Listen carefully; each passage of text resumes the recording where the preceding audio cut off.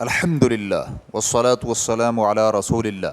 حوض کوثر اور نہر کوثر، سوال کیا گیا ہے حوض کوثر کیا ہے اور اس میں اور نہر کوثر میں کیا فرق ہے؟ الجواب بعون اللہ سبحانہ وتعالی۔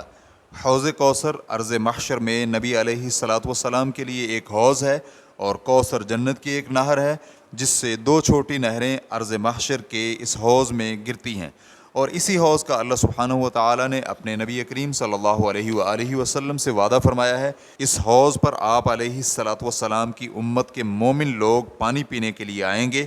یہ ایک عظیم حوض ہے جس کی لمبائی اور چوڑائی 1 مہینے کے فاصلے کے برابر ہوگی۔ اس حوض پر صرف ایمان والے آئیں گے، اور جو اس میں سے ایک بار پانی پی لے گا وہ کبھی پیاسا نہیں ہوگا۔ اس کے برتن آسمان کے ستاروں کی تعداد کے برابر ہوں گے، اور اس کا پانی جنت سے آئے گا جو نہر کوثر سے نکلتا ہے۔ یہ اس سوال کی تفصیل ہے۔ حوض زمین پر ہوگا اور اس کا پانی جنت سے آئے گا، جبکہ کوثر جنت کی ایک نہر ہے جس کا پانی 2 چھوٹی نہروں کے ذریعے اس حوض میں گرے گا۔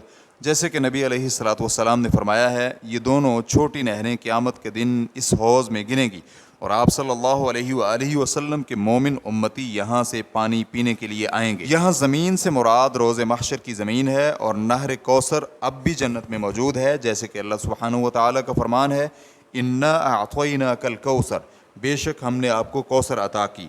سورۃ الکوثر آیت نمبر 1۔